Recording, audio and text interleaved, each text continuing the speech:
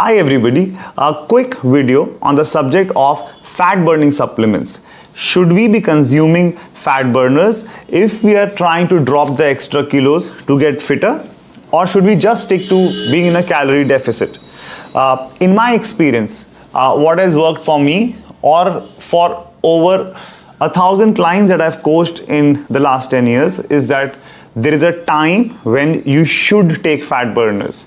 There are certain kind of fat burners which are very mild and have herbal ingredients which will help you reach your fitness goals. Without them, you will definitely struggle. And I'll talk about all of that in today's video. Firstly, let's cover when should we start consuming fat burners. You never start taking fat burners from day one. The first thing that you do is that you start with a fitness program. You start becoming physically active. Then you learn to eat right. You get your macros in place, you learn to eat clean, and then you also learn to eat in a calorie deficit. So you have to learn to consume lesser than what you burned. That's when you will start to drop weight. Without being in a calorie deficit, there is no fat burner that can help you. None whatsoever. So if you are in a calorie deficit, I would recommend that you drop at least 3 to 4 or say 5 kgs by yourself without any fat burner. If you are able to do that, it means that you are on track. You've understood your nutrition part and you are serious about your fitness goals and you are following your training program well. Now, once you've dropped the first few kgs, that's when the body starts to, play games.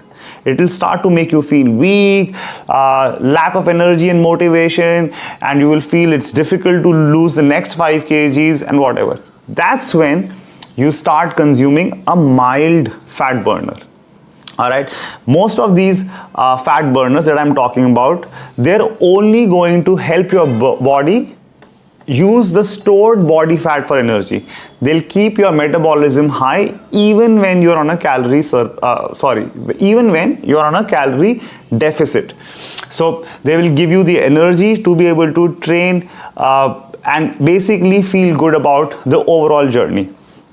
So what are the kind of ingredients that I'm talking about here? So the first and the foremost is Garcinia Combodia. So now this herb helps you suppress your appetite and keeps your metabolism up even when you are on a calorie deficit. In my experience, I have never seen anybody who's above 100 kgs of body weight losing say 20-30 kgs without Garcinia Combodia. It is extremely difficult for them to eat less than what they've been used to. So Garcinia definitely helps these people. Even people who are trying to drop 10 kgs, 5 kgs, I still feel that beyond a point they struggle, and the moment they incorporate and they start using Garcinia Combodia, they start getting results. It's a great herb and it is part of most of the mild fat burning supplements out there.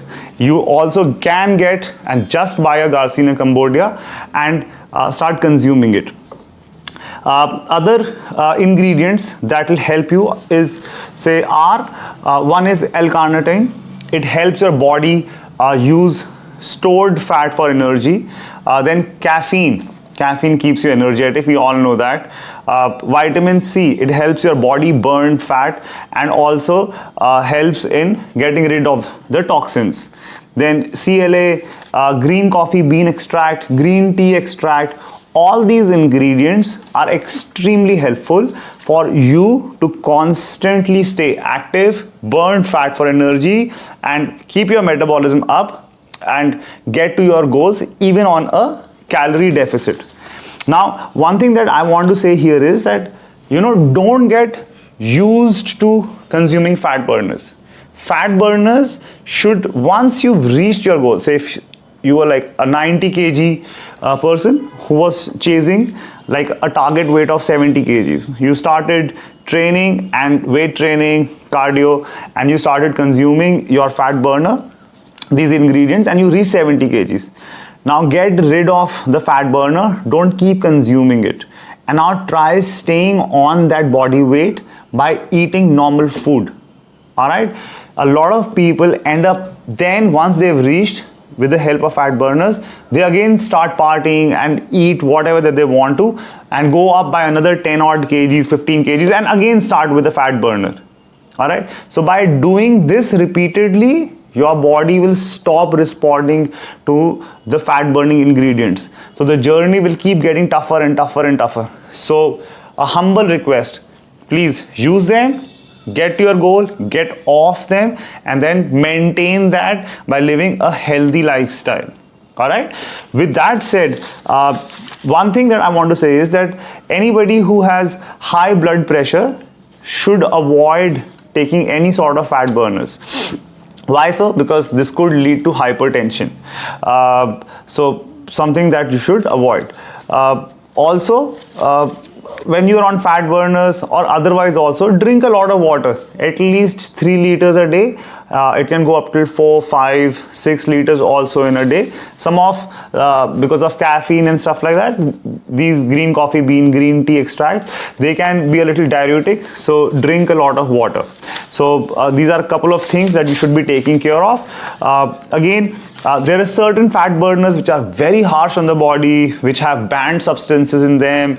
They give you jitters, sweat, and keep your heart rate high throughout the day. Those are the kind of fat burners that you should stay away from. But these mild fat burners, in my experience, are great add to your supplement stack, to whatever that you're consuming to get to your fitness goals.